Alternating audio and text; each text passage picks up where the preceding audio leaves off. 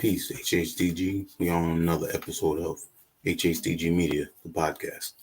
Shout out to everyone tuning in through our YouTube channel, as well as our Facebook group, HHDG Hip Hop Discussion Group. As you can see on the bottom banner, you can go check out upcoming events, latest music, and our merch from our website, hhdgmedia.com. Shout out to always the company, our crew, our family makes this happen week in, week out, month after month. Rock Vader KB, T Smith, the Mayor, Skelly Top, and myself, Wiki. For tonight, I got introduced to a very multi-talented brother coming out of South Huntington, LI, through the Bad Seed. Two of them dropped dope projects last month. Through the Bad Seeds album, Something Greater Than Myself, heard this production. So multiple tracks. One of those tracks was being Top Shelf. And one of my favorites is Grateful. From there, I told C, I was like, yo, this dude's nice. And from what I like to do is, go start digging and do a little research to see what else might be out there. Come to find out, he got his own clothing going on. Got the Secret Society Entertainment and MCing. Like I was saying, they both dropped albums last month. His album being Cupid Hates Me. Y'all definitely need to go check that out. We're gonna talk about that and with the concept and everything behind it. And just being witty and fun at the same time on the project. And letting the people know that there's more to that time of year. 14th is dropping 14th of Valentine's Day and everything. So, and then we also want to get into, his history. I definitely, find out more about what's going on and where he grew up at and how he got to link up with the Bad Seed. So I'd like to introduce, coming out of South Huntington, LI. Now I'm Nitty. Yo, peace. What's going on, man? How you doing, man? Ah, man. Great. I can't be better, baby. Dope. How you? I'm doing good. That's good. Now, usually that was a dope intro. I don't think I got introduced as good as that. Oh, really? Ever.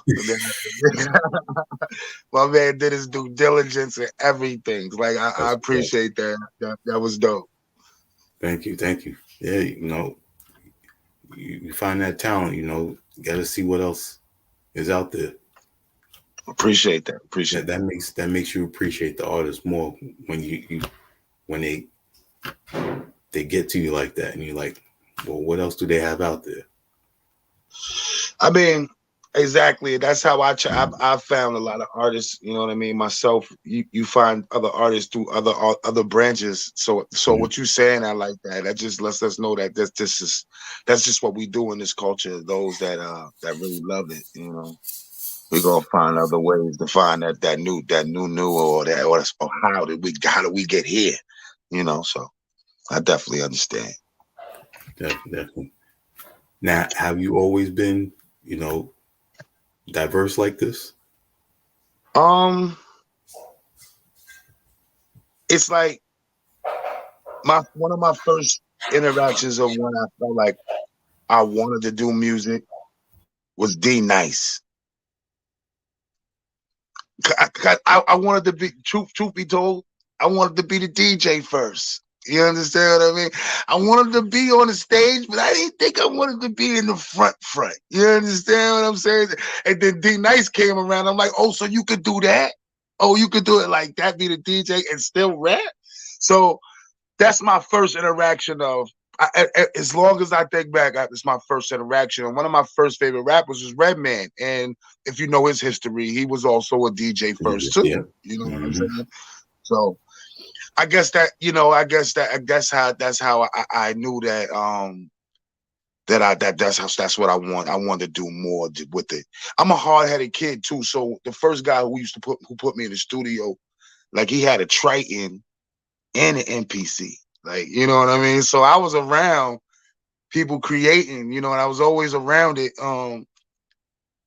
But he wouldn't let me touch it. Nigga used to be like, nigga, you got money to fix this shit? Not if I know how to use it. Not if I get it, if I get the concept, nigga, you got the money to fix this shit. And that used to shut me down every time. Like, man, fuck that machine. So when I got the opportunity to learn, my little cousin taught me. I use FL. Most of my beats that you hear that all my beats that you hear that I create is made on FL Studio. So my little cousin, he taught me the ins and outs. He's more of a Mozart, Teddy Riley ass keyboard playing guys. He's nice with the keyboard. Whereas when I realized I wanted to fuck with the FL, he just showed me Edison and moved out the way. Yeah, I know you want to sample. This is what you need to use. And that's all you need to use. And moved out the way. And here we are. That's smart right there. See, he already knew and he put you in the right direction. Nah, this is my little cousin too. Shout out to Enjo, engineer. You know what I mean? He definitely showed me the way of what I needed to be doing. He knew what I wanted as far as the sound, and he knew what I do. So he put me right in that direction. You're gonna want to sample, so use Edison. Here's Edison. That's dope. So aside from your cousin, who else gave you that influence? Anybody who know me, they know the first person that comes out of my mouth. Like, all right, like the first 2 albums that I ever bought before, like me purchased myself as a kid. This is 1988, 89, maybe 89, 80, 88, 89, in between there going on or whatever. I was a kid. I was a kid. We're going to disclose, we're not going to disclose the numbers, but I was a kid, a baby. I was underneath 10 years old. We're just going to say that, right? I convinced my grandfather to take me to, it was a spot in the mall in my town in South Huntington called the Record World. You know what I mean? It used to be like just basically with all the tapes and shit like that. It's like Tower Records, little moms and pops kind of Tower Records type of spot. So I convinced my grandfather, old Southern man from South Carolina, I convinced him to take me to the record where I want to get a tape. Grandpa, Pop, take me to get a tape. So he took me to get a tape. My first 2 hip hop tapes was 2 Live Crew, As Nasty as I Want to Be, and Straight Outta Compton. So I say that to say you asked me, this is my first 2 tapes, 1989. So both of them shits was fresh out. I was knowledgeable at that time as a 9-year-old to know that that's the new shit. That's what I need to be listening to. Because both of them wasn't on the radio. You got to keep that in mind too. You know what I mean? Both of them wasn't on the radio. So this is me going off of hearsay, listening to my older cousins and shit. So I convinced my grandfather to take me to the store. So as soon as we get to the counter, the dude at the counter, he sees this kid standing next to my grandfather. Like I said, an old Southern man, like this old Southern man. He looked like he just smelled like oil and all time. Like he worked as asphalt. He smelled like asphalt all fucking day, every day, no matter how many showers that man took. He smelled like asphalt, right? So we get to the counter, and the dude at the counter looks at me. He looks at my grandfather. He looks at me again, and he smiles. It was like, yeah, that'd be whatever, how much ever it costs. But my first influence, I gotta say, is my first and most influential, but biggest to me is Dr. Dre. I think you're not gonna hear a hip hop album. I didn't say any other genre of hip hop. You're not gonna hear a hip hop album with more clarity than a Dr. Dre album. You're not gonna hear a hip hop album that's more well put together than a Dr. Dre album. And that's going all the way back to what I just said, the start of his career, one of the starts of his careers to where we are to Kendrick Lamar, his hand on his little finger on Kendrick Lamar's impact. So Dr. Dre is definitely the biggest impact, the biggest influence to me.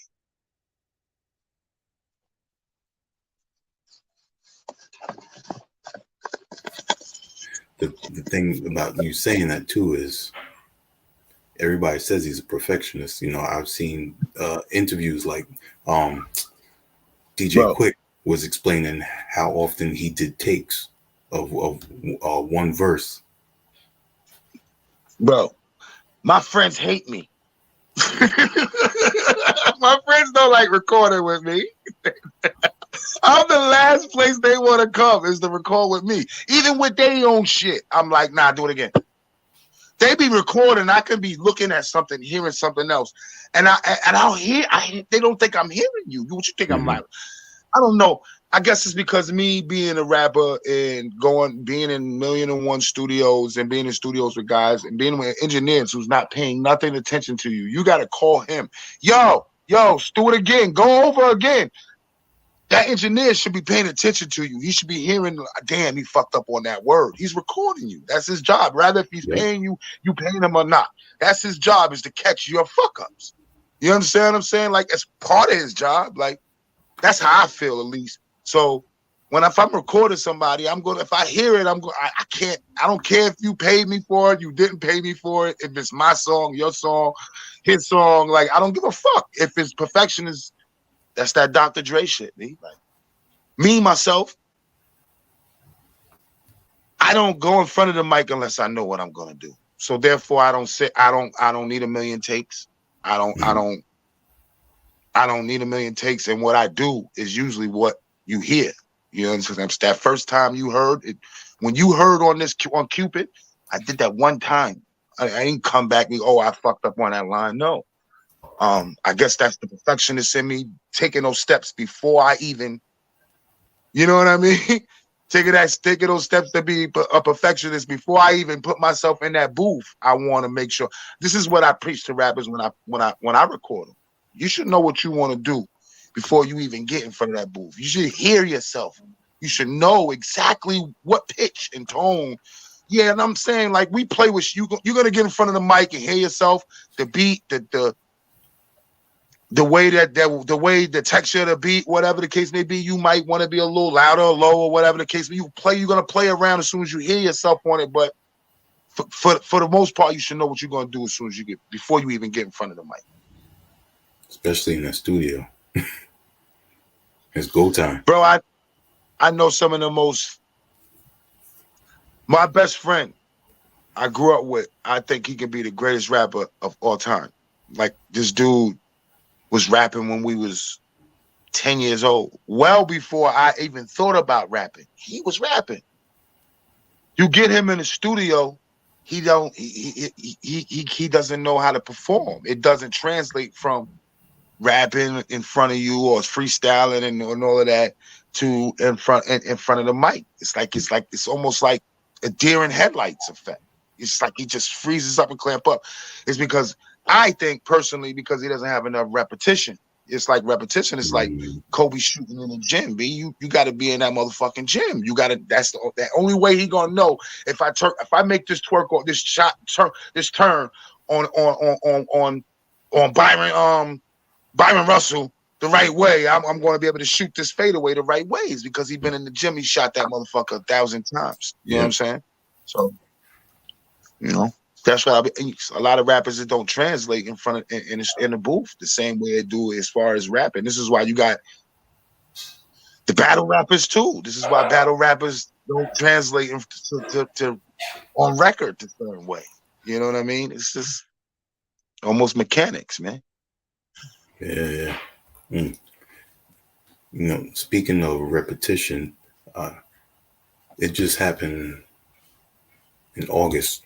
There was a show in Brooklyn, and before Rome Streets went to perform, I seen him in the back, reciting his lyrics, being prepared before he Yeah. went out there. And That's up. I if you see me in the corner mumbling, sometimes we don't have the luxuries of having the dressing rooms where you could just be playing your show set over and over and over and over again. But if you see me in a loud ass setting and I'm just over there on how they say Jay-Z be doing, that's just me sitting there trying to recite my shit and realize what I want to do. My live performance, if you love the music, my live performance is even crazier. You know what I mean? I think that's where I'm at my best is on stage. You know what I mean? I'm from Long Island, B. I'm from where the best live performance is from. The Busta Rhymes and the Rakims. You understand what I'm saying? No, all respect to everywhere where everybody else is from and the rest of the boroughs and all of that, and Buffalo, the newfound Buffalo and Rochester love and all of that. But Long Island, we've been doing this shit forever. From the beginning of time, from the beginning of the golden era, you've been mentioning a Long Island rapper. So, I need my spot.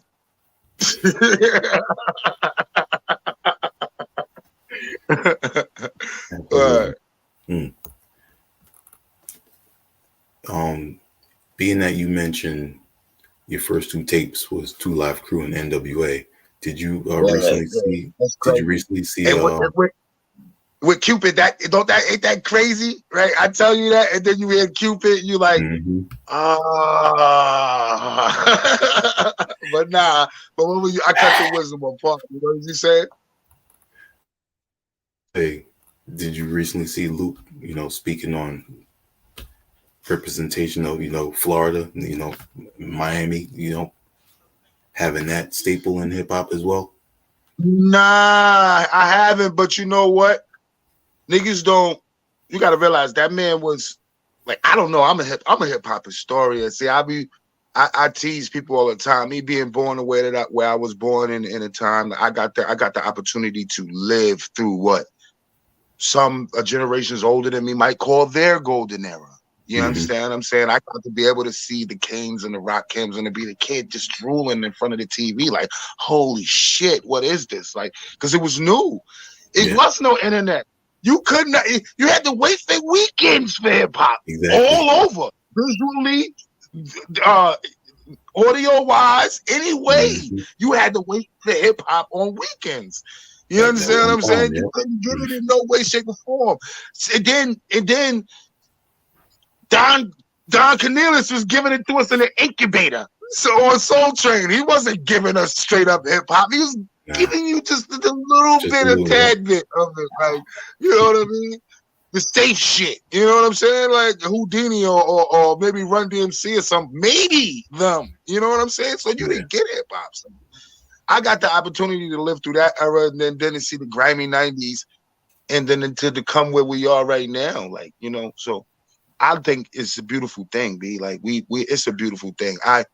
I just was talking on a post the other day. I guess somebody was talking about. I seen the current thing talking about how the baby said he's better than some prominent rappers. I don't know the names that he said, but he said he was better than some prominent rappers. And dude, skill wise, it's nice. If he was in that time period, right, or whatever period wise, talking the shit that he taught, or just put aside the shit that he taught, because that's what we was based on. He was based on your skill. You understand what I'm saying? And you know what I'm saying? And skill wise, do what you would argue.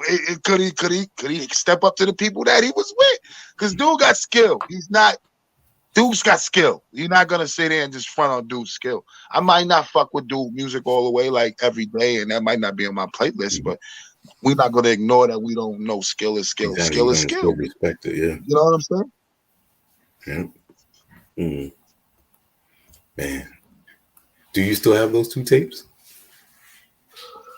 No, but I ain't gonna lie to you though. Like I said, Dre, That's the big inspiration. Oh, that's what we was talking about. We was talking about Luke. Like Luke, Yeah. Luke is Luke. Luke is the first CEO.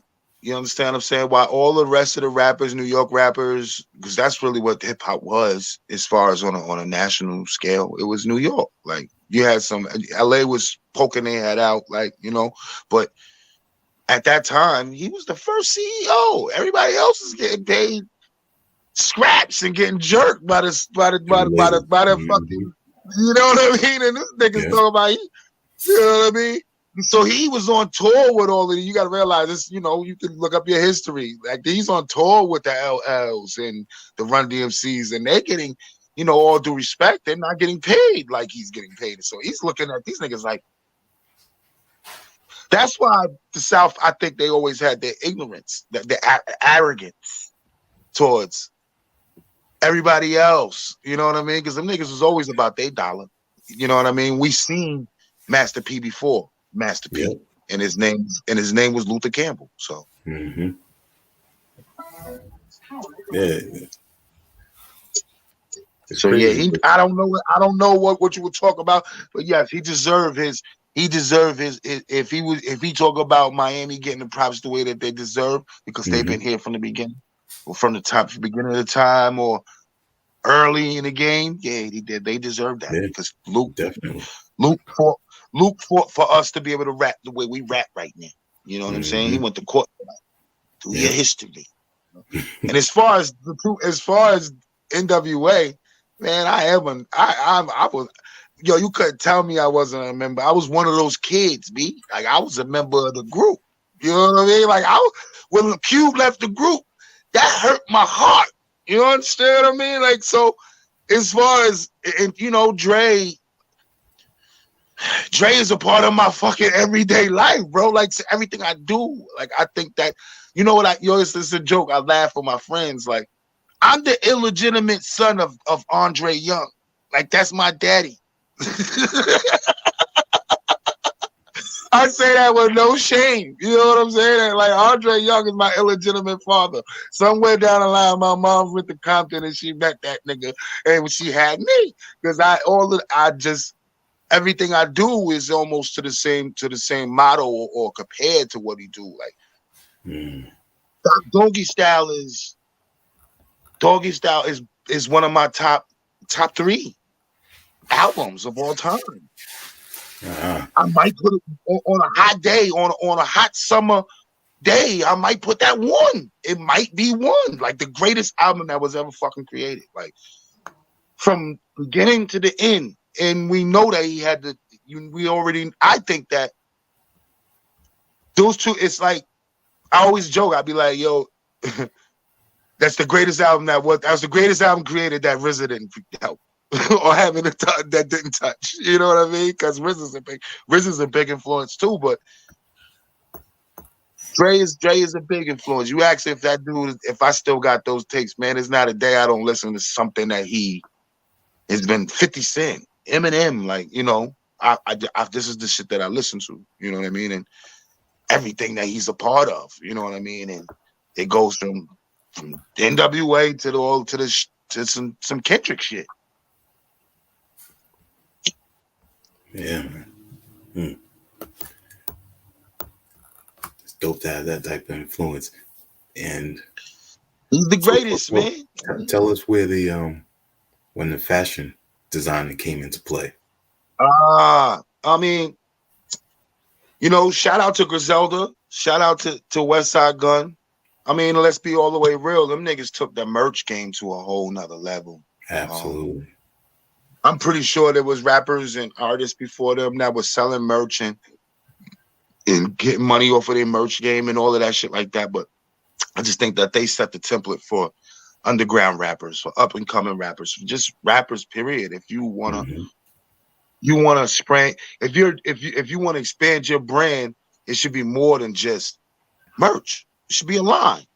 I don't want my merch to be considered just merch. I have a clothing line. You understand what I'm saying? What you see me wearing is mine. This is me. This is all me. Like, so, you know what I mean? It's more than just putting a t-shirt on, putting my album cover on a t-shirt. You see this shit right here. You know what I mean? 11746 shit. You know what I mean? Shout out to Hov and them. You know, this is monumental shit. I want to be classic like this shit. I want to wear classic shit like this shit. But nah, you know, being influenced by their I mean, I've always been, you know, we from New York. We some fly niggas. It don't matter where you from. Like, you look at, if you're not from New York, you probably not gonna understand what I'm about to say. Like, you it's almost the lines is blurred because everybody follows trends and everybody's mad trendy and shit. But you can look at a Harlem nigga and tell a Harlem nigga. You can look at a Queen by how he do his fly. You can look at a Queens nigga and tell a Queens nigga by how he do his fly. You could look at a Brooklyn nigga and tell a Brooklyn nigga by how he do his fly. You can see a Long Island nigga like myself and how I do my fly right now. You know what I mean? So clothing always been a thing with us. You know what I mean? Rather if it's the Dapper Dan shit, the Shirt Kings, you know what I'm saying? Like, clothing has always been a part of this hip hop and this New York culture. So it made sense. For me, myself, it made sense. I fell in love with what Virgil was doing. God rest his soul. Rest in peace to Virgil Abloh. You know what I'm saying? Off-White. I used to always see the Pyrex shit and be like, yo, it was like underground. You understand what I'm saying? It wasn't in stores. You see it on everybody back, but you wouldn't go. You go in the stores and you didn't see it. So that shit used to make me feel like me myself. Like, I used to be like, yo, what is this? Like the V-Lone shit. Like, God, shout out to V-Lone. You know what I'm saying? Like you see the V on their back and you be like, what is that? You go to Macy's, you don't necessarily know it's a Macy's, so it's like a secret society type of thing. Shameless plug. You know what I'm saying? But it's like a secret society type of thing. So yeah, you know, my love definitely came from the streetwear type of shit, Virgil and how, you know, Westside Gunn and them do their thing. Yeah. Mm-hmm. And then you shout out to Carl Kanat. You're like, shout out to Carl Kanat. Shout out to Maurice Malone. Shout out to fucking to Walker Wear. Shout out to, you know what I'm saying? Like I said, Dapper Dan. Shout out to Tata. This is what I'm trying to tell you. How can I not do fashion? This shit is it's in my blood. New York hip hop. It goes. You know what I'm saying? We could talk fashion, or we could turn this whole show into a fashion thing. How boot camp was the niggas that really just who came out and made you wear Timberlands. Like, I used to see the niggas on my block wearing Timbs like that, but that was the part of their uniform. Like, that's hip hop fashion. Mm-hmm. You understand what I'm saying? April Walker Wear was damn near dressing everybody in hip hop.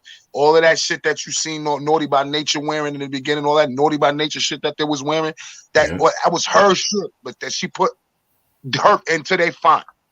The whole ass shit they was wearing, all them jean suits, all that shit. Like, his shit goes hand in hand, man. You know. Yeah, and you hit the nail on the head. That exclusivity is what really drove people. You're like, yo, where you get that at, yo? Yeah. Now, everybody got official shit. You know what I'm saying? Now everybody's shooting official. I ain't even gonna say it. You know, like I said, well, you know, you got to respect the motto. We not even gonna act like we don't know where the motto came from. You know what I'm saying? Like, shout out to Westside Gunn, yo. Shout out to Griselda. Them niggas, they set the motto. You know what I mean? I used to look at like the shit like that 187 on their back, like, oh shit, what the fuck is that? That shit is hard. Not even knowing it's their merch. Like, I'm just thinking it's some clothing line that they win. Mm-hmm. That's what you know. Yeah.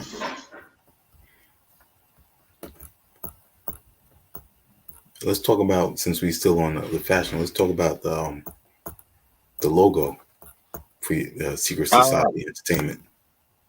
Yeah. Let me get that in there. Get that in there, right? Yeah. In there.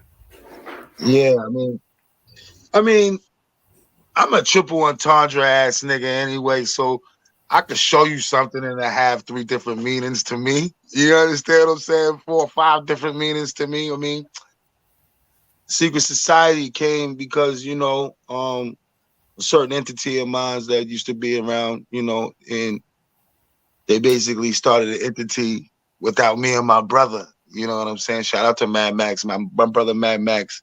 You know what I mean? He just came home. Just doing a little bit of time. You know what I mean? Wait, I'm gonna give him a little bit of time until I attack him with some music shit. But you know, we get accumulated to the world. But usually I'm a nigga that's knocking down your door. My studio's portable. I end up at your front door talking about, come on, I need you on this song. See what I mean? That's that Dr. Dre shit. I end up at your front door with my portable studio. Yo, I need 16, nigga. There you go. Nah, but the Secret Society shit, man, you know, that started as something that just, you know, is just me and my brother. You know what I mean? I like to look at that. That's the Dame Dash to my Jay-Z or vice versa. I'm the Dame Dash to his Jay-Z, you know. So that's really where that comes from, you know what I mean? Just kind of come from that Jay-Z line. It's a Secret Society. Yo, he acts his trust, you know. We ain't gonna get too deep, man. I ain't gonna get your show banned. You know? I ain't gonna get your show banned. You know what I mean? Shout out to my Uncle Rothschild. Nah, let me stop. Rothschild, what's up? Yo, nah, let me stop. This nigga, nah, crazy. This nigga said he's related to the Rothschilds. Nah. Yeah, man. You know, nah, we stop, man. You know, we just play off. You know, I'm from a dangerous hood, man. So we play with dangerous shit. You know what I mean? Some of you, we can take it that way. You know, however you want to play it. Now I remember, and the name didn't click at the time, but after your production on the Bad Seed, Something Greater Than Myself. Shout out to my brother. I went and I looked, and then I remembered John Jiggs on the Twin Cannons 2, on the 96 Bad Boys track. Shout out to bro John Jiggs. Yeah, that's my shit. That's one of the. I shot that video too. That's my shit right there. Yeah. Shout out to my bro. What the fuck, bro? Name Austin. Oh man, I don't want to call him by his real motherfucking name. You know what I mean? K Slugger. Shout out to K Slugger. He did that beat. Mm-hmm. Yes, K Slugger. I was about to call him by his real name. I be seeing this nigga name on Facebook too much. But K Slugger, you gotta change your fucking name, man. Let them know your name. You see my shit now, I'm Nitty. Fucked up. You know what I mean? I'm like, that's my name, motherfucker. Yeah, but 96 Bad Boy, that's my shit right there. Shout out to John Jiggs. That's my bro. Monopoly fan. You know, me and John linked up. Me and John used to be on the Chitlin circuit, what I like to call the Long Island Chitlin circuit together. You know what I mean? That's how we met each other. We used to do a lot of shows together. That's how every show I was at, I'd see this little fat fuck. So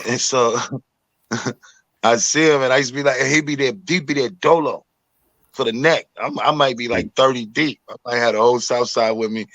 And he'd be there for the head, just going off. And I used to love that about him. And I remember one day, this is really what really made me this is one of the decided, what I'm about to share with you is one of the deciding factors of why I linked up when we decided to link up and do the Monopoly family thing together. Is this conversation at the time. Now I'm rocking and rolling, I'm moving 100 miles an hour, and I probably was headlining the show we was at, and I remember him just coming to me and just because, you know, our relationship had grew to this point, and he just came, sat next to me. He was like, yo, I'm not doing this shit no more. These niggas got to pay me for now on. I wasn't getting paid. I'm going to keep it a rack with you. I wasn't getting paid. So I'm looking at this nigga like, who the fuck is you? Who the fuck do you think you are? You know what I mean? But truth be told, he ain't never did them shits again, and my brother over there in UK right now getting paid to do a show in UK. So you tell me if he wasn't on to something.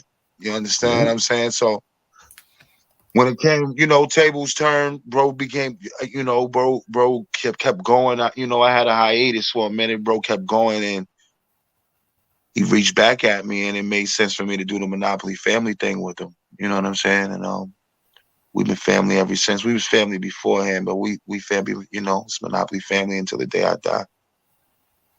That's what's up. Now, as far as seed, I was looking for a video direct. I was looking for a guy to edit my videos. I started to come up with my formula. As far as I shoot my own videos, I find an editor. So, I was looking for an editor, and a friend of mine had referred me to this editor, and the editor showed me I asked him to see some of his work, and he sent me a video. It was a video with Jux Diamonds and that's it. Now I just remember seeing it. I'm there to look at the video, to dissect the video for his work. I'm looking at his chops, how he chops, how good is his chops and his transitions and shit like that. So, but the little light skinned nigga just kept. I'm like, yo, the little light skinned nigga, nice though. Shout out to Jux Diamonds. You know what I'm saying? My bro Jux is Jux. Let me give you a fun fact. Jux homeboy is one of my first cousins. You know what I'm saying? Shout out to SP feature presentation. So you see the small world type, you know what I'm saying? Like that's his right hand man. Like that's the Robin to his Batman, Jux Diamond. So that's who referred me to Jux's video director, my cousin. You know what I'm saying? So I'm like, yo, son nice or whatever. So I swear to God, that's how I be telling you. I think they be listening to like 4 or 5 things gonna pop up on my Facebook tomorrow from our conversations. Like they be listening on the phone and shit. Listen, Secret Society, yeah, shameless plug, but they be listening and shit on the phones and shit. Because I swear to God, dude popped up. You know what I'm saying? Like he kept popping up in my like feed or like people So I'm like, oh, that's the little light-skinned nigga from the song. So I sent them a friend request. Fuck it, I ain't hate it, ain't never been in my blood. I'm like, son got busy. I like this little nigga. Let me send him a friend request. Sent him a friend request. So I guess as you know what I mean, as I'm sitting there doing listening to the music, and I'm sitting there, I did my like you just said, I did my due diligence. You know what I'm saying? And I went and I listened to some of the joints and seen some of the videos on YouTube. I'm like, oh, son, really get busy. So that's what, I got a friend of mine named Pillsbury. I remember how we became friends. You know what I'm saying? Real niggas do real shit. So I hit son, that's how we became friends. Pillsbury hit me in my inbox like, yo, I don't know, you don't know me and all of that, but yo, you get busy, son. I'll fuck with your shit. First time a nigga ever did that. And this is that became my best friend in my world right now. You know what I'm saying? Because of that one little conversation, because I never seen nothing like that before. But anyway, I did such with Seed, and one thing led to another led to the other. I asked her for a feature. The nigga said, man, just give me $25 so I can get some weed. He probably gonna hate me for telling that, like, yo, man, just send me 25. I'm about to go do this session, man. Just send me $25 so I can get some weed for my session, nigga. If everybody knows Seed, you know how his voice is. You know what I mean? Like, that's the start of our relationship, eighth of some bud. Like, nah, that's my bro. He hit me up and he asked me, I got him on a couple of my projects. He came and blessed up with my projects, and then he hit me up and he told me he's about to do this project. And he asked me to send him a pack. And the crazy thing about the pack is that everything that I knew that he would love and that he would like, he chose the shit that I was trying him on. All of those songs you like was me trying him. Like, he might not like it, but let me see if he like it, though. You know what I'm saying? Let me see if he liked it. He might not like this one. And he chose all of those. Every time I top send him like the pack. those beats was in each one of the 3 packs that I sent them. They were like he might like it beat of the pack. And I told him that. He was like, yo, man, I'm just fucking different. Nah, but shout out to Bad Seed, man. Yeah. You know, it was a privilege to be on somebody that's as dope as him on his projects. You know what I'm saying? I produced for John Jiggs also. Shout out to Jiggs, my brother, you know, who was also a remarkable fucking rapper. You know what I mean? These is 2 of the most remarkable rappers that I've ever met in my life. Indeed. I don't know about everybody else, you know what I'm saying? But these 2 niggas that I ever met in my life, and my lifetime, the walks that I walk, these is 2 of the most remarkable fucking rappers. I be joking with my niggas. Y'all niggas is rapidy rap ass niggas. I ain't that, my nigga. I can put together a good song, a great song. But y'all niggas is just rapidy rap ass niggas. Niggas be in their sleep rapping. Easily. Bars. This man they sleep rapping bars. Like, girl gotta tell him, shut the fuck up. Shut up, nigga. This is rapidy rap ass niggas, man. Like, I love them niggas. They just rap the remarkable fucking barsmen, yo. And it's an honor and a privilege to even be producing, let alone rapping on a side of them. Absolutely. Yep. Yeah, I just I interviewed I'm spoiled as a producer. I'm spoiled as a motherfucker. You see, I'm spoiled out here. Like, I turned the one, I got that nigga over here, and then over here I got the other one. Then I'm spoiled as a motherfucker.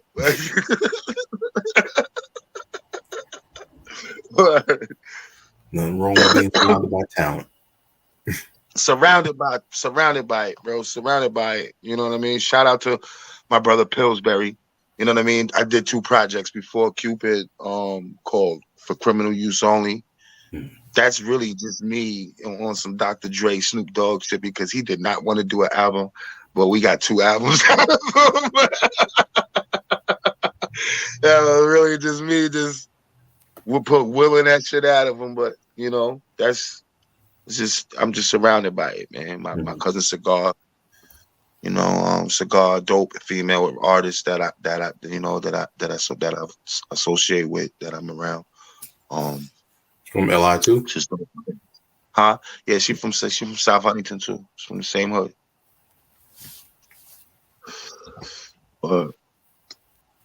Definitely go look that up after this. Yeah, man, she got that ratchet shit. Yeah, I like you. So I like to call her. She's the new version of Kim. Cause she could rap her ass off, and she be wanting to shoot them up shit, and I be, you know, I have to be the one like Big and tell her that she didn't know. Niggas don't want to hear that. But that's where she from, and that's how she grew up. So how could,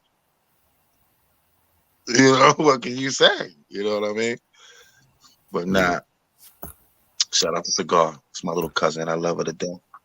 Anytime I ring her number, she be waiting for me to call.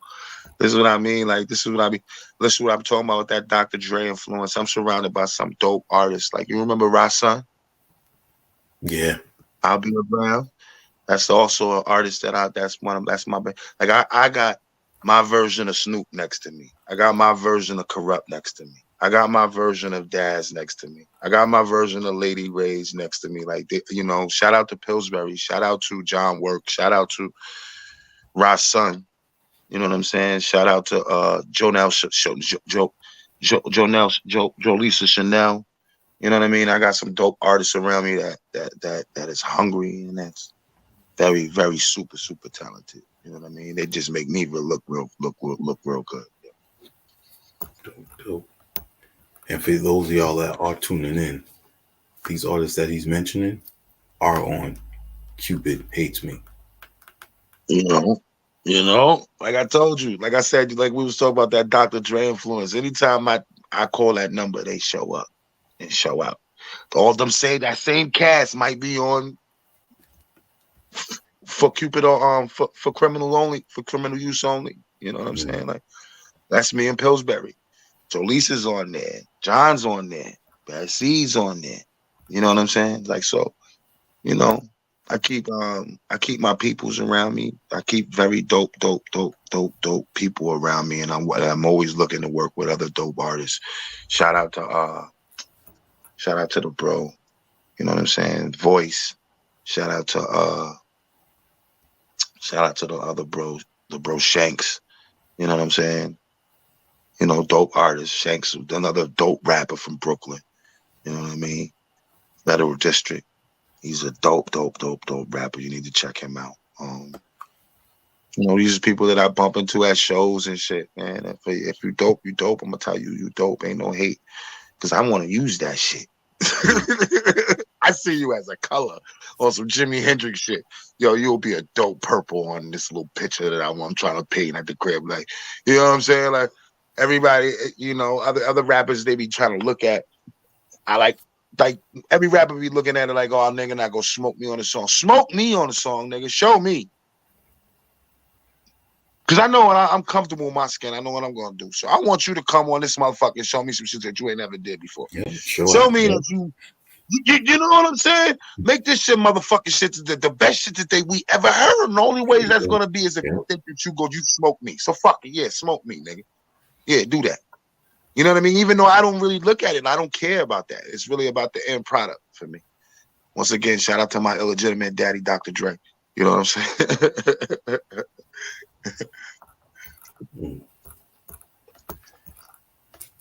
Early in the interview, you talking about you already know what you're about to do for a song once you come in the studio.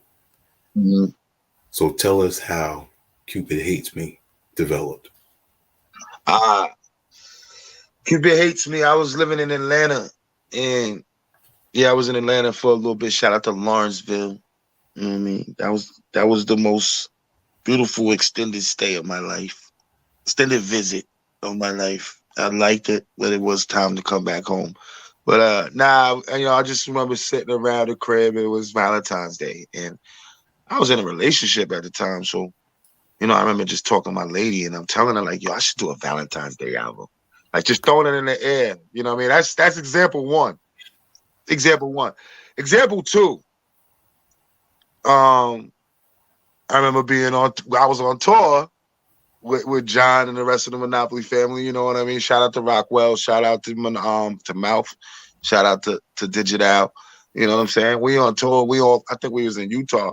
So Salt Lake. So I thought once again, like 2 years later, after I initially said it to my lady, I said it to smoking weed and shit.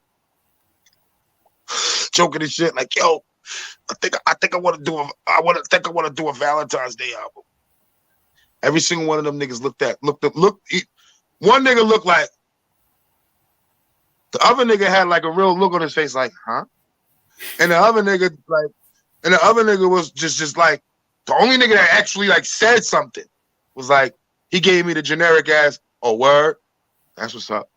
But I'm looking at his body language like, what are you gonna do, nigga? Shoot the bitch's panties off, nigga? His whole shit was just like, nigga, what are you gonna do? Shoot their panties off? So it's like a sense of doubt that they gave me, like, you know what I mean? Like it was a sense of doubt that this is my brothers. I love them to death. And I joke with them about this all the time, especially after it was done. But I'm like, they gave me like the sense of doubt, like.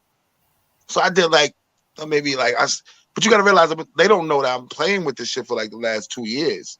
So two Valentine's Days have passed, and I've been like, damn, I didn't do it this year. Maybe next year. So the next one will come by, and I still be playing with ideas of what I want to do, and instead of third, and be like, damn, I missed this one.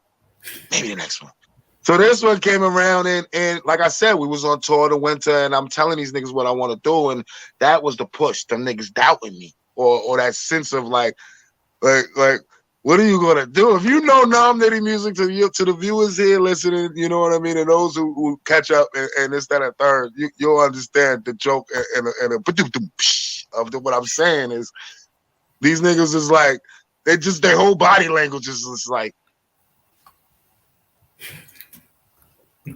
I don't know how you gonna do that, but okay, you know what I mean, but.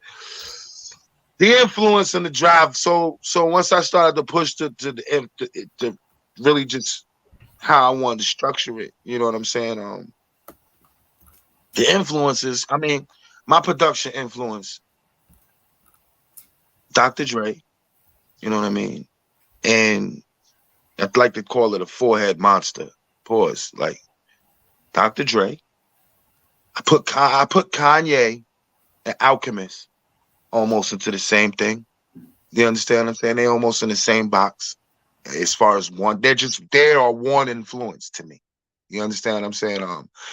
I love because they do the same thing, but they obviously do it separate.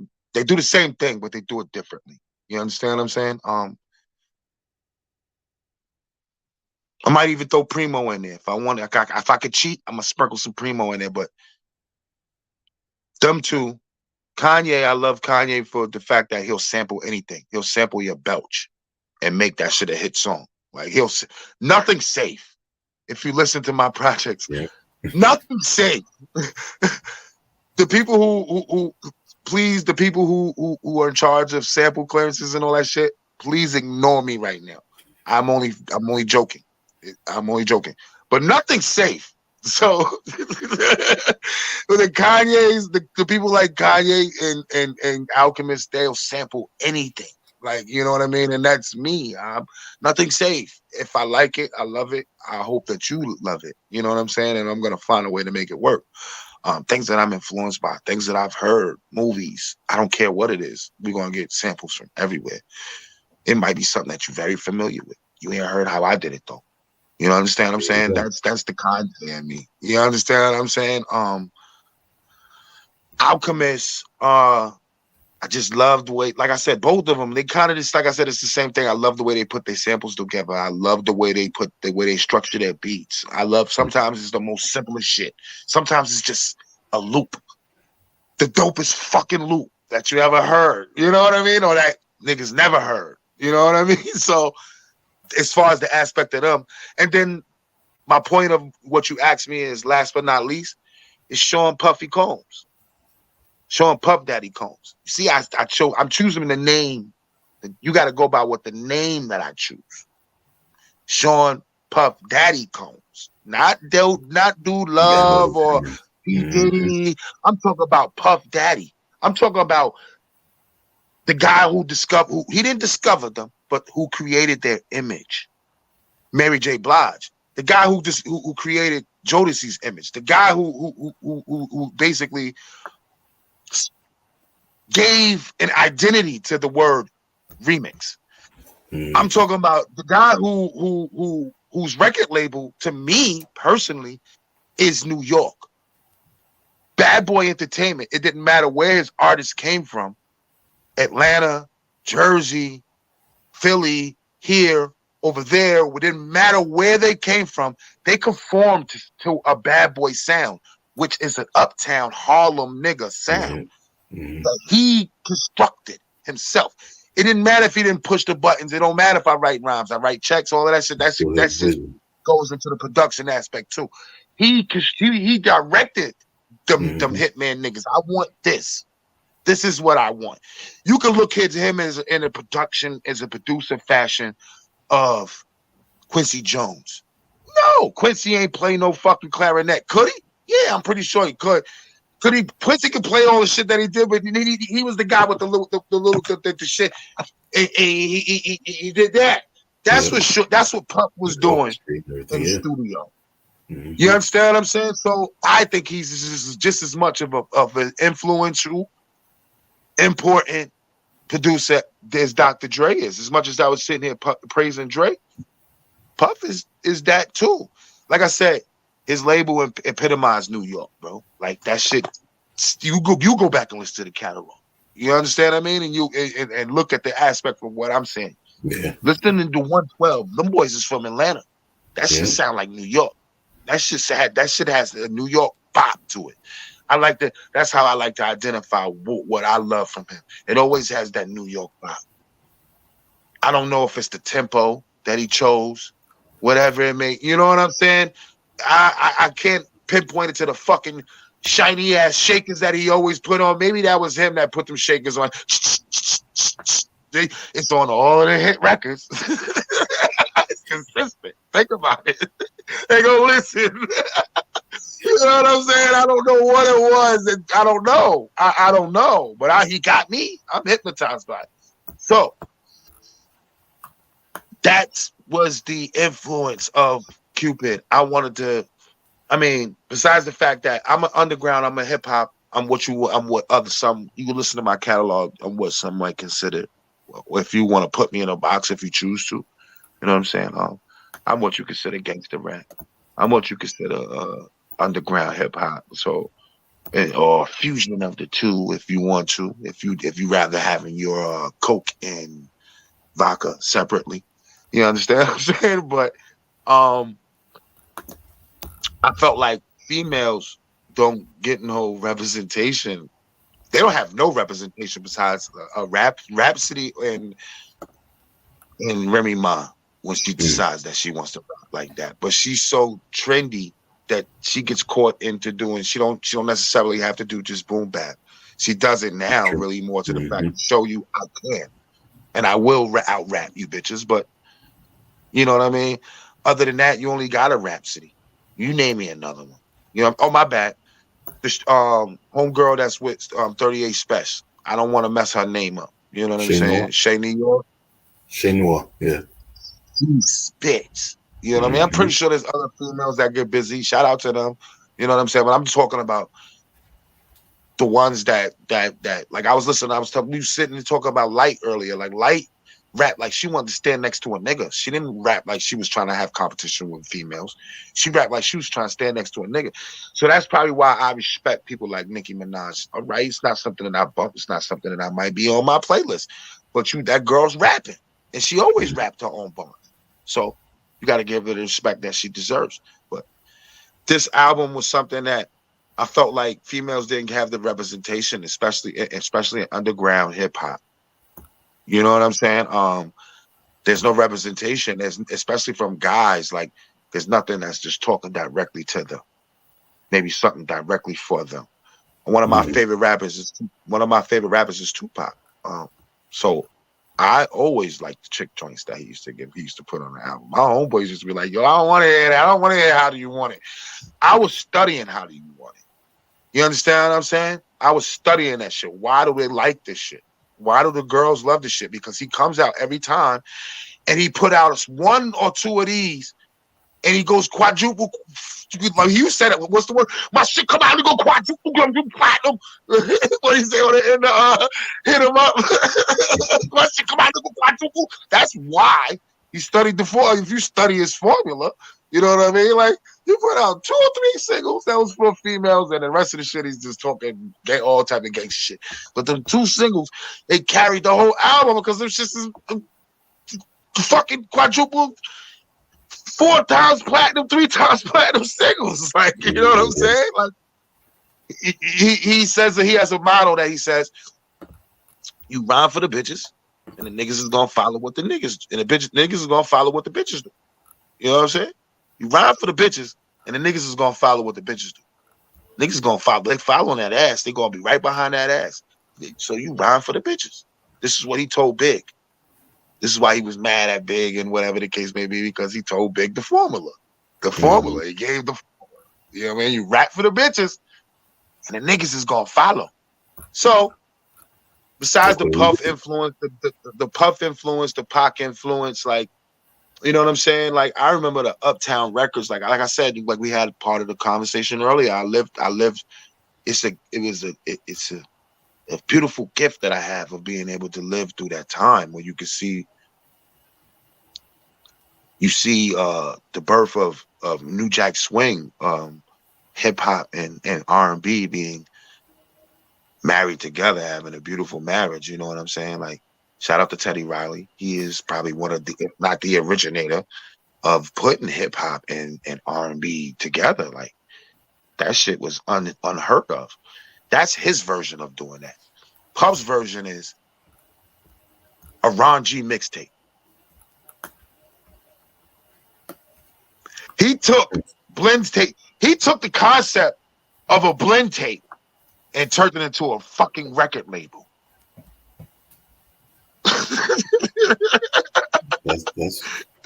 That's facts right there. He took the concept of a blend tape. Think about all his remixes. That shit is that's just what Ron G, Doo-Wop, Who Kid started as making blend tapes. Making blend tapes. That used to be Cool started as a blend tape DJ. That was the biggest selling thing for DJs is making blend tapes. That was the easiest form of money is putting a R&B song over the most popular hip hop beats at the time. Yeah. That's Cupid Hates Me. That's my ode to the 90s hip hop, to that 90s hip hop and R&B, to that feel. You understand what I'm saying? Chick, I was fucking saying, yo, you don't hear nothing like this no more. Ding. You don't hear nothing like this no more. They don't make music like this no more. Be like, they don't blend the two. They don't make something. I wanted to make something where you can put this shit in with your girl. Y'all riding. Y'all about to take a ride. Y'all gotta go from New York. Y'all gotta go take a ride into the city. You know what I'm saying? And you about to take this ride to the city. You can pop in Cupid, and you can listen to Cupid, and you can still feel the texture of a hard hip hop album. But your girl's gonna be over there like, yo, who is this?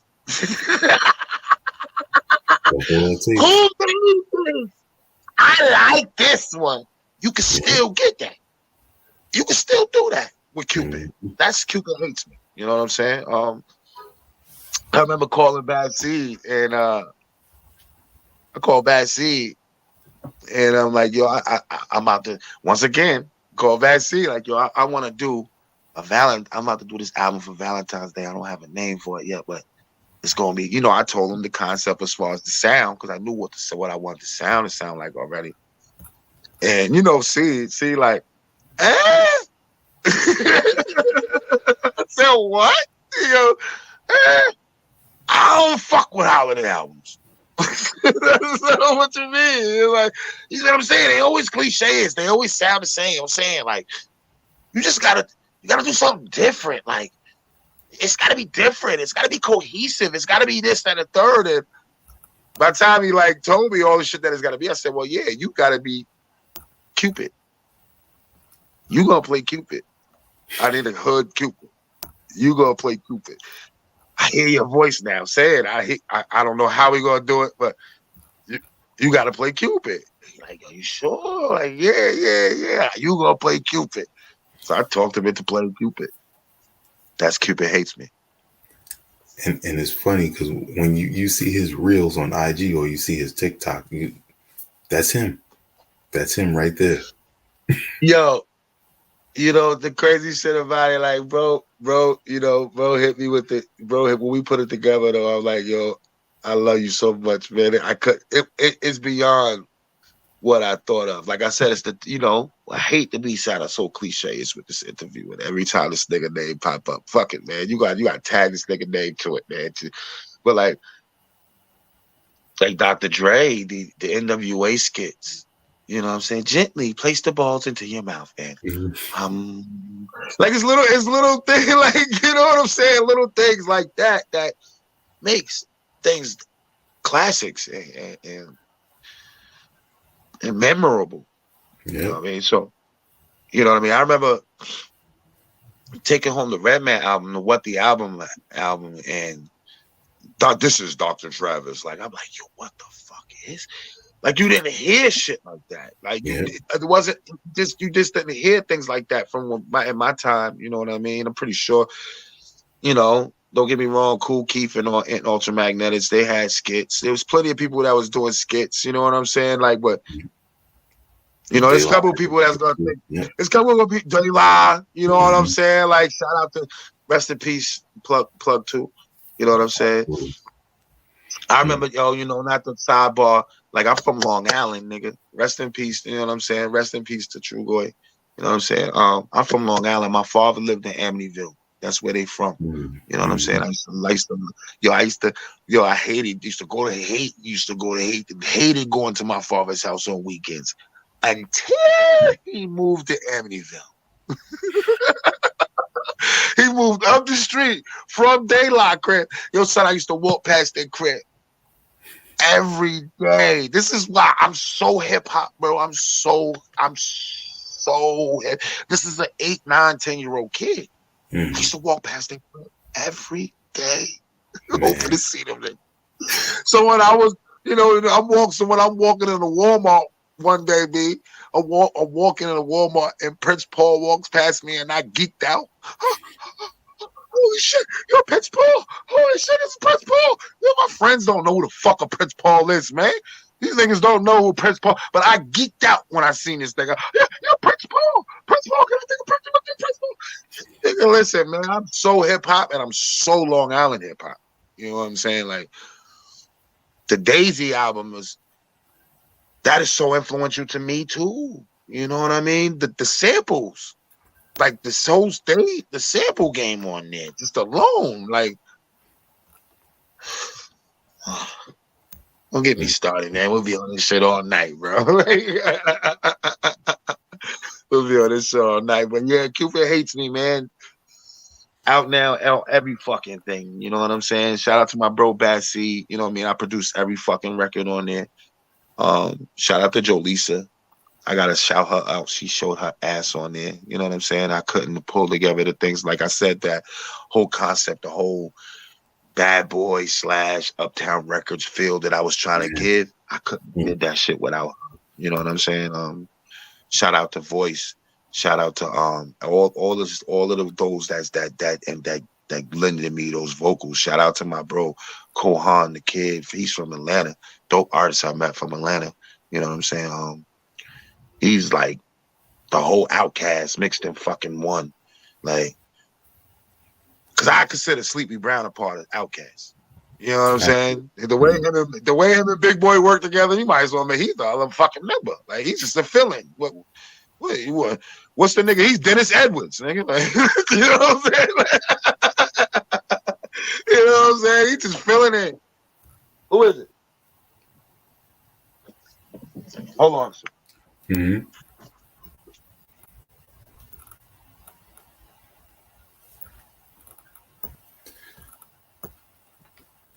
While he's doing that right now, I'm gonna go and put the link for his album Cupid Hates Me in the comments section. So sorry for that. But y'all, shit is real. It's all right. Shit is real. But yeah, nah, man. You know what I mean? I forgot where we at. That motherfucker just threw me off. But yeah, nah, man. Cupid Hates Me is definitely an ode to the shit that I grew up and loved. That shit that we grew up and loved. Like I said, if you grew up in Long Island and we grew up in New York or anywhere from New York, shout out to Mac Wilds. Like, I love what him and Salam Remy was trying to do. Like that's what I'm talking about. Like, they got it. You know what I'm saying? Like, I ain't gonna lie to you. Like, I guess because of the album I made, Spotify's a bitch. Like, yeah. Spotify's a funny motherfucker. Like, I took a train I was on a train to Connecticut the other day. So, I just be letting my shit rock off. So I guess it was listening to, one of my songs, and when I'm playing one of the songs of Cupid, and it led me to that album. You know what I mean? The New York Love Story album, and it was like, yeah, nah, nigga, this something like this was done before. Something like this was done before. So shout out to Mac Wilds, like, you know what I'm saying? That's, once again, I'm a real one, man. Like, if it's dope, it's dope, man, and we all influenced by things, man. I was influenced by it and didn't even know so, because I damn sure did love him. A couple tracks off the album, but never really listened to the album until I took that trip. You know what I mean? I forgive me. You know what I mean? But yeah, shout out to Mac Wilds. Shout out to Mac Wilds. Same borough. SI, Staten Island. Yeah. He repped that shit hard on that album. That shit was. I'm like, oh man, I didn't even know that shit, nigga. I thought he was from Baltimore. He played that motherfucking role so dope, man. He played that Tristan role so dope. He need to take that show and back in his hands, because I know he on his actor shit. Like, do a spinoff of. So we need to know what Tristan went into. Like, 'cause that nigga he was about to be the illest character on that shit before that shit went off, man. He had a dope character on The Wire, yo. He had a dope character on The Wire. Yeah. I watched the whole shit. So watching him transition from that kid, that little dusty kid that he started off to the young man that they was trying to transition him into on the show. They ain't have enough time, man. They ain't have enough time. Shout out to Mac Wiles. Yeah. Mm. We gonna stay on LI and let us know how long you've known the other island on New York. The other island. You know what I'm saying? The other island. The other island, and the other island that's not the other island, because most niggas be like, "Oh, what you talking about, Coney Island?" Nah, nigga, Long Island, nigga. Like, oh, you from Coney Island? Nah, nigga, Central Islip, nigga. When you be like, "See how you like?" Nah, Central Islip, nigga. Nah, it's Coney Island, nigga. Shout out to Coney Island, Brooklyn, yo. How long have you known Just P? He's from your area. Oh, so you been doing you been motherfucking nigga. Shout out to Pierre. Yeah, I call him that. He gonna be mad as fuck. Man, that's my cousin. Yo, niggas don't know. A lot of people don't know that. You know what I mean? You give him a lot of people exclusive asking me. No one's ever asked me that question. You know what I'm saying? Mm. Yeah, that's my cousin though, right? That's my cousin. We blood, like real wow. Blood. We don't wear like, you know what I mean? We don't wear it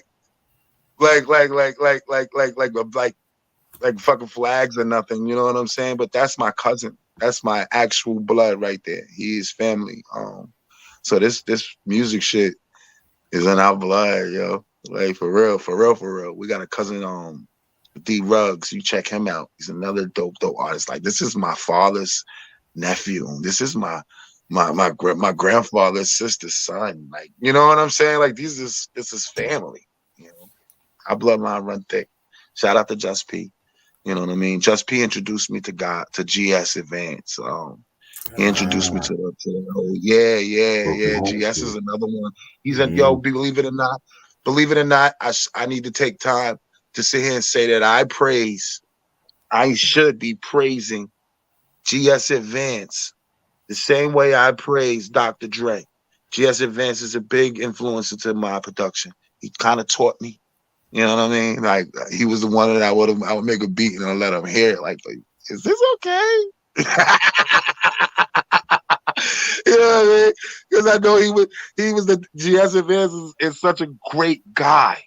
You know what I mean? He probably don't want nobody to know how much of a great guy that he is. You know what I mean? Most rappers don't want you to know that they're a nice guy. But he's just a great human being. You understand what I'm saying?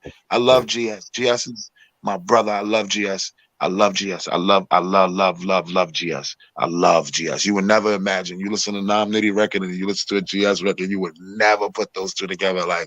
But he's a huge influence to what I do. He taught me a lot as far as production is concerned. I used to sit up at his crib and just watch him make beats. But then I didn't know what I was doing. I still don't work on a machine like he do, but just watching him put it together and format it. Oh, so that's how you level the kicks with the snare like that. Oh, I shouldn't have my hi-hat that high, that like that. Oh, okay, that's why it takes too much for my sample. Oh, okay, oh, all right. Oh, I could chop it like this. Oh, so I could freaking take the sample and throw it to the back like that because I seen how you did that. Oh, that's all you did was just make it. You just reversed though. Like, he taught me a lot. You know what I mean? Shout out to GS Advance. Shout out to my cousin Just P. No doubt. Shout out to Spence. Shout out to Spence Boogie. You know what I'm saying? Shout out to the whole crew. GS, if you listening, Advanced Classes 2 is one of my favorite projects you put out. Man, listen, yo, my son, you got my son is like, he's an extraterrestrial rapper. You niggas don't rap. Yo, the only thing I could compare to that shit is Dre 3000.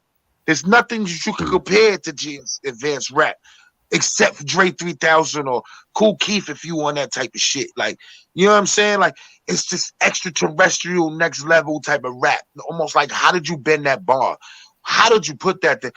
Where the fuck did that line come from? What makes you think the way you think, bro? Like, he's a great MC. He's a great artist. He's a dope producer. Like,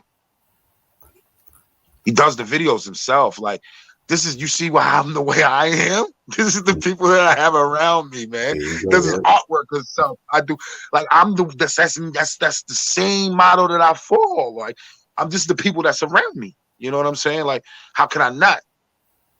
How can I not? It's not about me wanting to do everything. It's just, if I'm around a lot of creative people and I'm inspired by the things that they do. Like, I just sat here and I told you, and that's just the realest shit.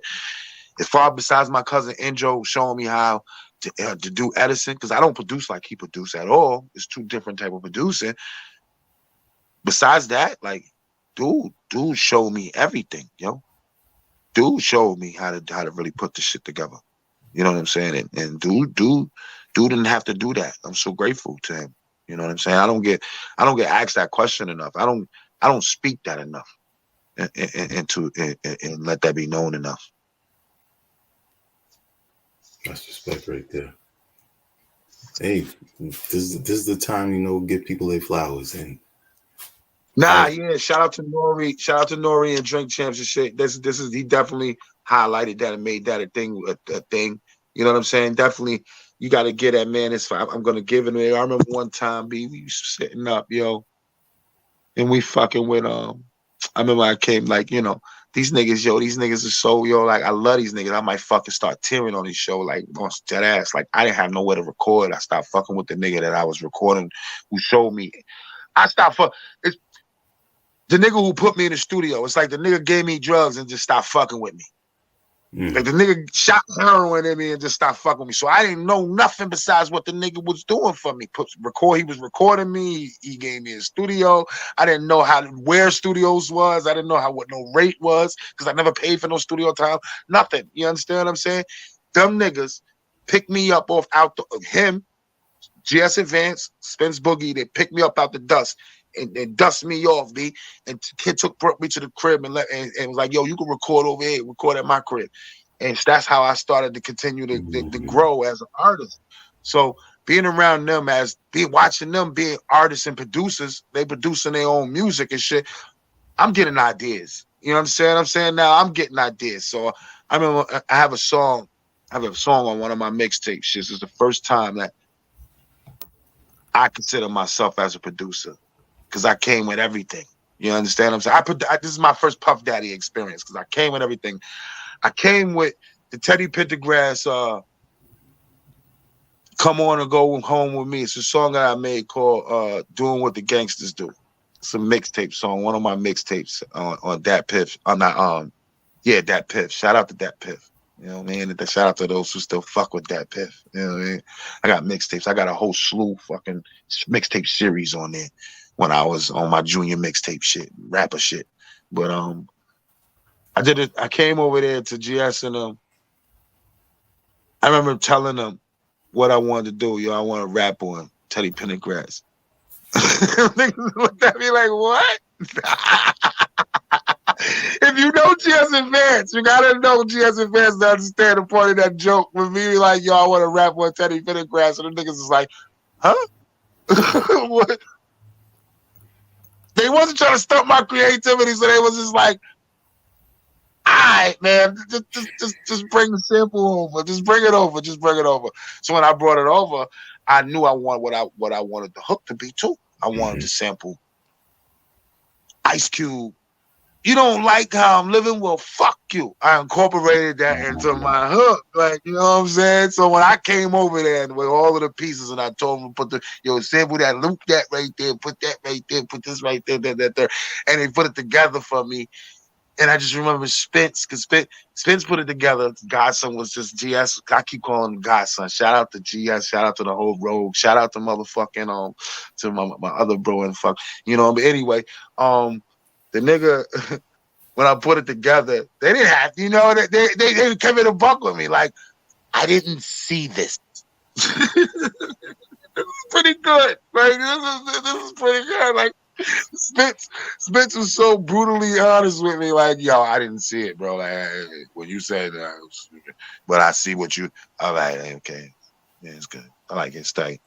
You know, shout out to them, man. And they, you know, they helped me on my producer journey and shit like that. That, like I told you, the first niggas I met, man, they had a Triton and an MPC, and then they wouldn't let me touch a key on that motherfucker. To fucking put a finger on that motherfucker.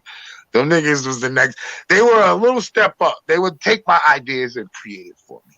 You know what I'm saying? If I had an idea, they created it for me. My cousin showed me how to use it at the FL. So with that, where I could put my ideas to. This is what you want to do. You want a sample. I already know what you want to do. You don't want a keyboard, bro. I got a MIDI keyboard over there that I've had for 5 years that I've not opened yet. So imagine when I open that motherfucker and start to really explore with my production. It's a wrap. And really start to explore with my production. I'm only scratching the surface with this shit, man. Shout out to Rock Marciano. Shout out to Rock Marciano. Diversity already.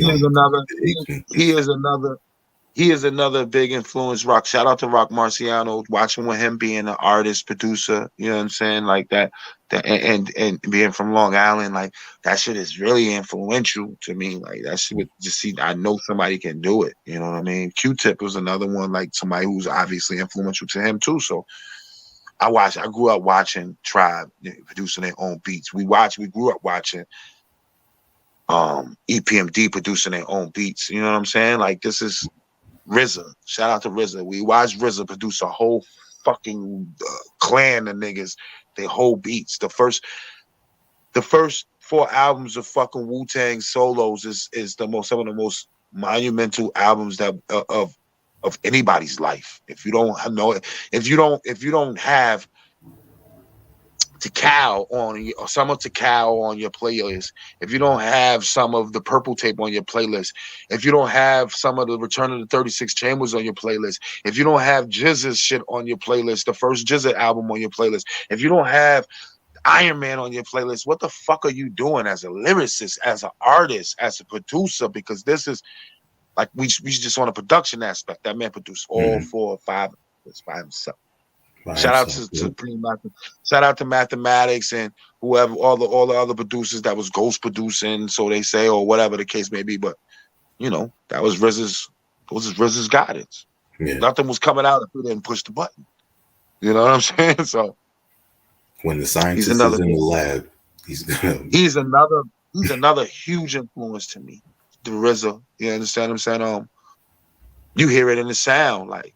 You hear it in Griselda sound. You hear it in Rock Marciano sound. You hear it in Action Brunson sound. You hear it in Alchemist sound. You hear it in some of the shit that Kanye do. Like he even went and got him to come to Hawaii to do that Dark Twisted Fantasy, like because he needed that touch and that feel of what RZA does. Like RZA is a genius to me.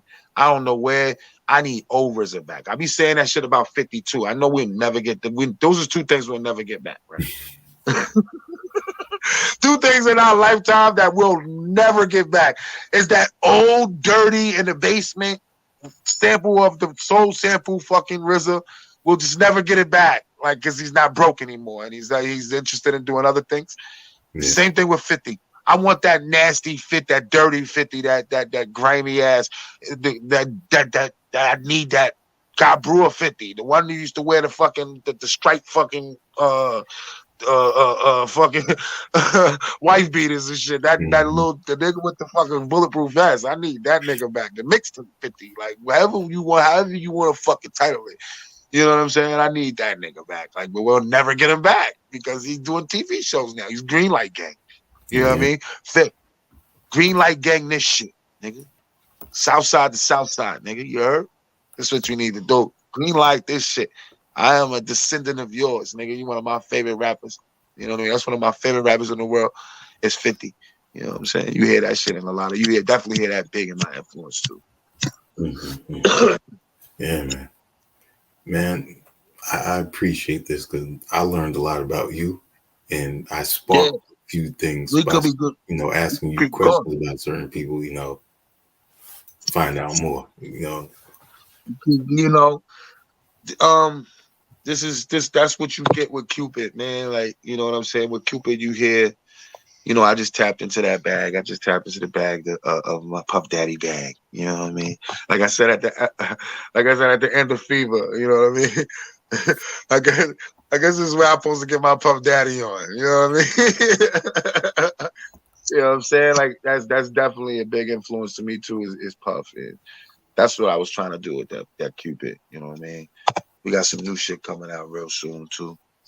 Some more fire. All right.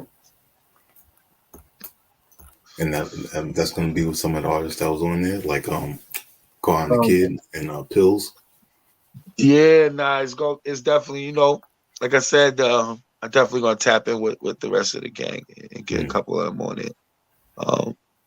The name of the next joint, the next project is called Bandit. It's dedicated to my brother who passed away, who died.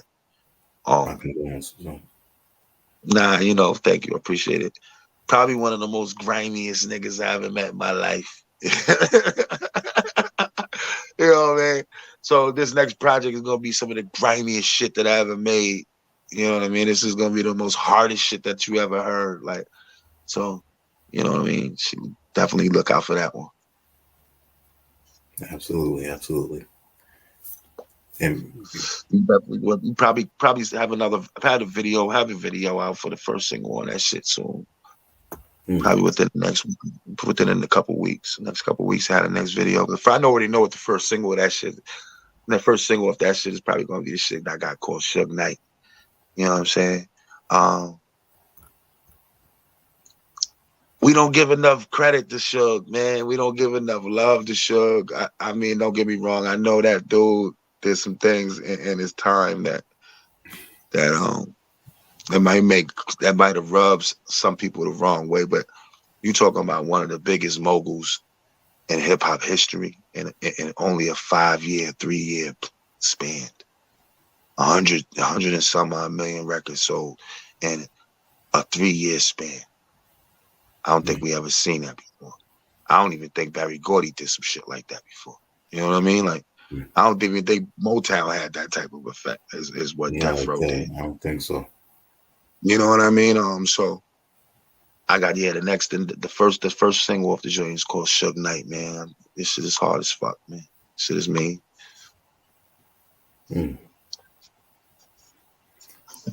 Now I'm wondering what that's gonna sound like. Ooh, I'm telling you, baby, what I said. Tell you this project, this one right here, man. Like, with Cupid, I wanted to do something for the ladies. I wanted to do something that my niggas could fuck with the ladies and shit. But like, this bandit shit though. This bandit shit is it's some of the most hardest, grimiest shit you ever gonna hear. I'm telling you. The intro on this shit is crazy. That's something that I try to do. I take pride in on my projects is that every intro is it not only sets the tone, you know what I'm saying, of the project, but the shit is, all the intros has got to just be crazy. You know what I'm saying? Shit, man. Watch out for this. It's the Suge Knight shit though. Shout out to Suge, man. Suge Knight, you know what I mean? Once definitely somebody that's definitely influential to me as far as the business and everything. You've shown plenty of skills and influence through others that came before you. Not too many people, just because you're influenced doesn't mean that you're going to be able to have that talent to flourish with it. And you just keep showing it off. I respect that. I mean, thank you, bro. I appreciate that. I mean, it's like, a lot of rappers, they be like, oh, I don't, I've heard Lil Wayne say, like, and he's true to that. Like, yo, it's so real. Drink Champs exposed it. His interview on Drink Champs exposed it. Like, we used to hear Wayne talk about, I don't listen to rappers. Like, I don't listen to nobody else. He don't listen to nobody else. Like, he don't really listen to nobody else, bro. The nigga Nori asked him a couple names that he know. You know what I'm saying? Like he shouldn't. He know he's supposed to know. Like, see how I just said? You know he know them, but he don't know them. He never. He asked me who 21 Savage is. He said, "Who is that? That's a team." Like, or some crazy shit. Like I ain't that, bro. Like, you know what I mean? I listen. I'm a hip hop fan, bro. I the earliest thing to me, like, I just remember sitting in the back of the car listening to, watching my mother. My mother had me at 15. You understand what I'm saying? I just remember sitting in the back of the car watching this young woman rap King of Rock. She ain't singing like my grandfather. She ain't doing all of this humming and shit and trying to sequence and look like Diana Ross like my grandmother. Like, you know what I'm saying? She rapping. What the fuck is this she doing? Like, you know what I'm saying? And Curtis Blow and shit. You know what I'm saying? And that's my mother and my father. You know what I mean? So that's in my household. And go from that, watching that, and then seeing Curtis Blow. I mean, and then seeing fucking Crush Groove. You know what I'm saying? Like, Crush Groove fucked me up. Like, that's what gave me. Pardon me 1 second. Mm-hmm. That's what gave me the confidence. Watching that one scene, like watching Run come out and grab that mic, walk to one side of the stage, look at the crowd, walk back to the other side of the stage, look at the crowd, and then throw the mic the other side. That shit fucked me up. Like, I want to be that. I want to do that. I want to do that. I want to have that kind of confidence. Because that nigga had some time. It wasn't called swag at the time, but this swag was just on 4 million. At that fucking moment, I don't know if it was the coke, because, you know, Red Run admitted that he used to toot his nose. Red Run, you know, that's just what they used to do back then in that time. It might have been the coke. Red Run might have been on one. You know what I'm saying? But, you know, that swag, that's something that made me want to be an MC. That made me want to do this hip hop shit like that. You know what I mean? Mm-hmm. So when we sit here, we could talk about my influences all day. We could sit here and talk about things that drives me to be the artist that I am, to be the producer that I am, to be the fashion designer that I am, to be the video director that I am. Like, we don't have no more Hype Williamses no more, B. You know what I'm saying? Like, there's no more hypes. Yeah. You know what I'm saying? Like, I want to be hype. Fuck it. I can wear that hat. Let me turn that hat where I wear that one too. You understand what I'm saying? Like, I want my shit to have that. I want my visuals to have that effect that you knew when you seen a Hype Williams video. You knew it was a Hype Williams video because it was next level. It was something different. You know what I'm saying? That's what I tried to do with this 7 days video. I tried to do something different. You know what I mean? I don't want to just stand in front of the store and you point a camera at me. That shit corny. We do that too though, because we from the hood. But I want to do some next level shit. Man. I want to do some shit that you ain't expect. You know what I mean? I got you on that. Yep. Before we go, and before you give your shout outs. Yes, sir. Symphony 2013. How'd that come to be? That's me, Bad Seed. Which joint is that? This joint you did with PMD from. Oh, you talking about that? Oh shit. You see how that that's doing this shit for too long, man. Oh man, shout out to Parrish. You ain't even get to that portion of my career. Okay. Yeah, you ain't even had that come. Shout out to Parrish Smith. You know what I'm saying? I was very fortunate to work with somebody that I fucking idolize. Like, wow. I idolized Parrish Smith and Eric Sermon, like, as a kid. I'm from Long Island, bro. Like, Brentwood is a few towns away. So I knew that. I was aware of that. You understand what I'm saying? Like, them niggas is just from over there, you know? And So they were very big influence and very big and influential to me. And shout out to my manager at the time, my manager Michelle. She made the connection to have me perform in front of Parrish. Parrish liked what he heard. We started to put together a group of other rappers or artists that's from Long Island. You know what I mean? Was spearheading with me, spearheaded. Yeah, that's how that song came about. Me, a couple other talented dope artists that was on there that was from Long Island. Shout out to my brother Comatose. You know what I'm saying? He live in Florida right now. He live in Miami. Shout out to him. Shout out to my manager Michelle. You know, shout out to everybody else that was involved with that. You know what I mean? That was a dope experience. You know what I mean? I got to sit next to somebody that I watched on fucking TV, bro. Like somebody that I used to fucking put on my fucking wall, yo. Like for real, like seriously, like I ain't really had this conversation with somebody that wasn't my homeboy. I'm being honest with you. Somebody you asked some crazy questions, some great questions today, man. Somebody needs to give you some fucking awards. But yeah, man, I got to work with somebody that I fucking love. You know what I'm saying? Somebody that I see on, I used to put on my walls, bro. I used to read the covers and open the covers and wonder who is Charlie Murata? You know what I'm saying? Why is his name consistent on every one of those albums? Like, you know what I'm saying? Where is this studio at? This in Deer Park. Like, I know where Deer Park is. Where's the studio? You know what I'm saying? Like, this is the shit that used to fuel me with these guys. So just standing next to him as a fucking dream come true, bro. Yeah. Real. True definition of hometown heroes.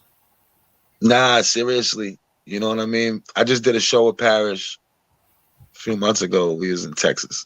We did a show in Texas. Yo, me, Parrish Smith, the family, well, me, Monopoly, Parrish Smith, Mr. Cheeks, Smith and Wesson, and Craig G. Bro, do you understand what y'all like seriously? Yo, you about to make a little kid from Huntington cry, nigga. I was going Parrish Smith, Smith and Wesson, Mr. Cheeks, and Craig G. Are you fucking serious? This can't be a little kid from South Huntington. Me? That shit was crazy. Nah, but that was, you know, we was in Texas. We did a show in Texas. That was some of the dopest shit, man. You know what I mean? Be around artists that I idolize, man. People that influence me still to this day. You know what I mean? Them niggas, and they let me get the aux cord in a little sprinter we was in. Like I went through everything that I love, which was theirs. Mm-hmm. You know what I'm saying? I went through. I played every song that I love of theirs. Like I got an opportunity to play their songs and to ask them, "What was you thinking? What were you doing?"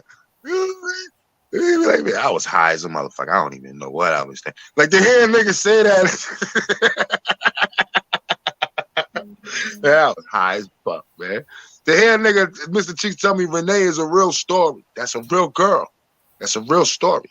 Somebody that he knew. You understand what I'm saying? Like shit like that. You know what I mean? Hear boot camp, hear Smith and Wesson tell boot camp secrets and shit. You know what I'm saying? Like that you only wonder as a kid. You know what I'm saying? Like it's just a dream come true, B.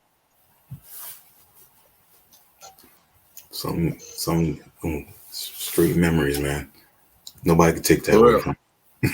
Nah, ever. You know what I mean? As an MC, as an artist, as a producer, like bro, that's. I stood next to the Remy Ma's. I stood next to the Styles P's. Like I stood next to some of the greatest artists I've gotten to sit and collaborate and perform in front of, perform with. Like with some of the greatest people on this earth, man. I'm very fortunate to be here and to keep doing what I do. That's why I keep doing what I do. It's because I'm so close to these people. Like, you know what I mean? I'm touching these people that mean something to me. I'm obviously doing something right. Yeah. Definitely. Respect on that. Now I'm Nitty. Engineer, yes, producer, MC, designer, director. Every motherfucking thing, nigga. Mr. Everything.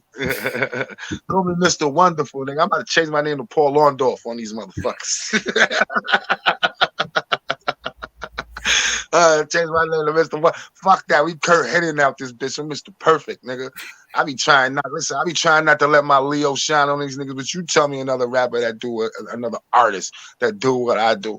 Like, you know what I'm saying? You got greats that kid that ain't even do all that shit that I do, nigga. You gotta put me in Kanye boxes and you gotta put me in Dre boxes. Like, I'm not just a rapper. I said this the other day on my social media. It's like I feel sorry for those who just all you do is just go to the studio and rap, my nigga. Don't get me wrong. If you great at what you do, that's what you do.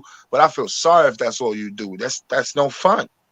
You know what I mean? Like, you talking to a kid that I used to build models. I think that's probably why. Like, building models and shit like that. Like, I come from that era. You know what I mean? So crazy. of course I want to. You build car models and shit. You know what I'm saying? Like, I used to have all type of tricked out fucking Mustangs and shit. And that come from my older cousin Speedy, God rest his blood. It's his soul, you know what I'm saying? But like, I come from a different cloth, you know what I'm saying? Where we want to build shit and we want to see it grow into fruition ourselves and know that we did it ourselves. My grandfather come from South Carolina, nigga. You understand what I'm saying? By himself. So he and most the hardest working man I ever seen in my life. So why wouldn't I want to do everything myself? Yeah. You know what I mean? Mm-hmm.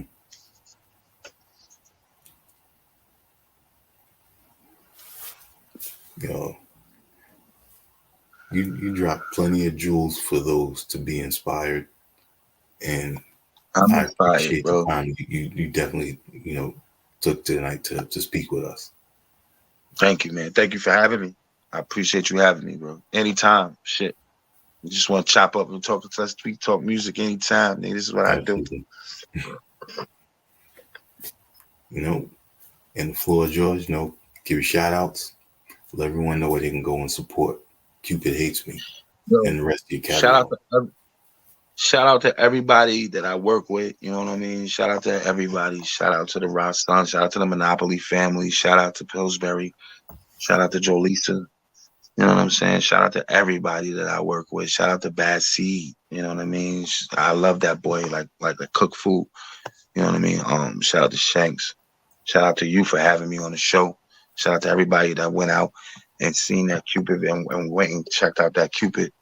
Cupid Hates Me. Shout out to everybody who went and checked out that 7 days video. Go check out that 7 days video on YouTube. You know what I mean? I directed that also. Shout out to my bro, Pepito. You know what I'm saying? With Evian Films. We like motherfucking George. We like, me and him, we like Steven Spielberg and George motherfucking Lucas, because that's something that we put together that 7 days. Shout out to everybody that's checking in right now, man. Shout out to everybody. Shout out to you. Shout out to your mama. Shout out to your baby mama. Shout out to everybody, man. Bye. And on behalf of our HHDG media crew, we're going to say peace.